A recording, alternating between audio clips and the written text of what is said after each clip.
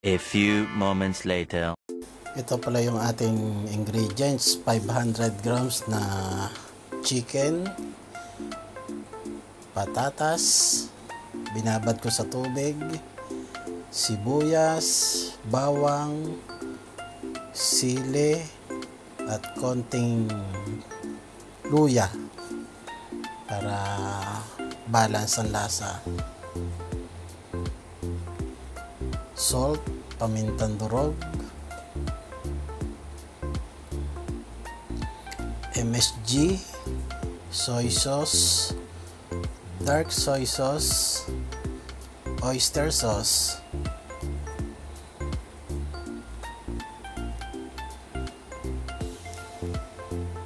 ayan, seasoning, patis, suka, vinegar, at canola oil.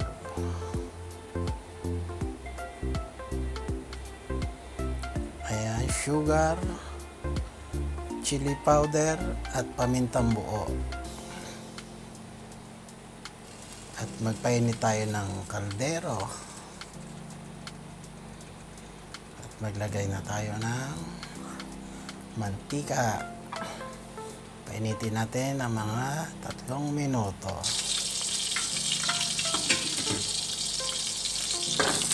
Pagkalipas ng 3 minuto, lagay natin ang sibuyas. Halo-haloin lang natin. Mga 5 hanggang 5 minuto. Lagay na natin ang bawang at luya. Halo-haloin lang natin.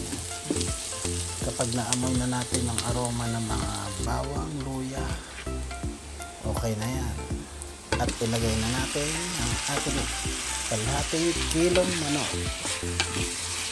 Ang ginapit ko palang parte ng manok dyan ay pakpak. Sutay lang natin na maigit para kumapit ang lasa.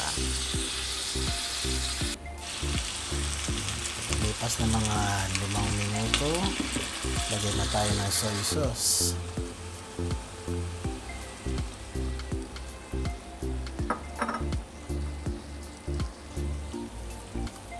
Naglagay din tayo ng oyster sauce, dark soy sauce,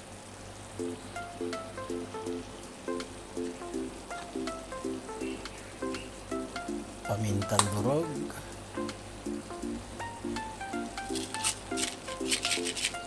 pamintang buo.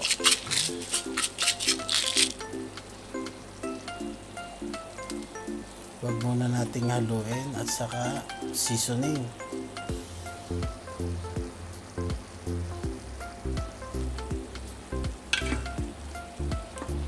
Kalipas na mga 6 na minuto, haluin na lang ulit natin.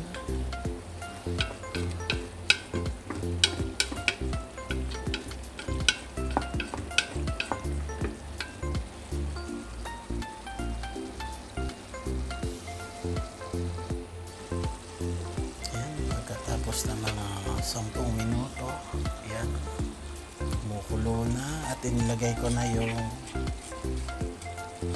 chicken broth.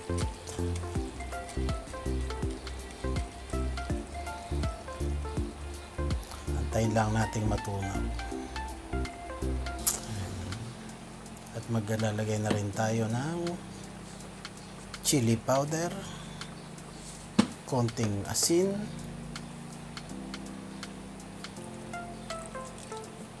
suka. Huwag muna nating haluin, mga 2 hanggang 3 minuto saka lang natin haluin. At saka MSG o bechin, depende sa inyo, optional lang yan. Gusto nyo maglagay ng bechin, ayan. Lagay tayo ng asukal, sili,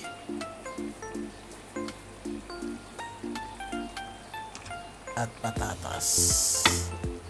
Antayin lang natin yan ng mga 25 minutes. Haluin lang natin at takloban natin muna Tayo natin ng 25 minutes.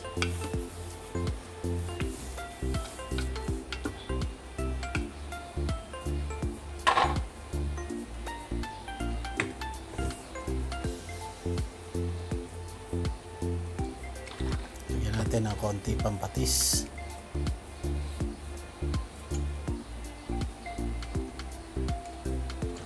Ayan, pagkalipas ng 25 minutes, yan natin.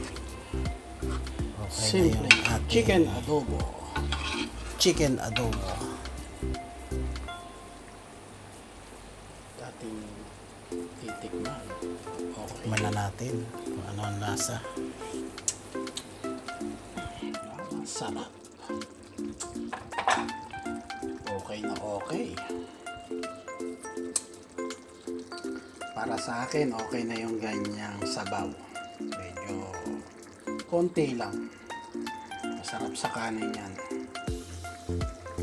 Ito na yung ating chicken adobo.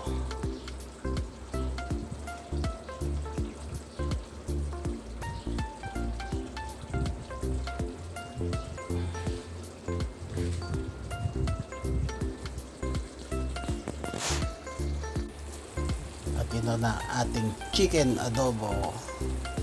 Huwag nyo nga po palang kalimutan na mag-like, share, subscribe sa aking YouTube channel, Tolage Page Vlog. At huwag nyo na rin kalimutan mag-like and i-share ang aking video. At i-click ang notification bell. Maraming salamat po.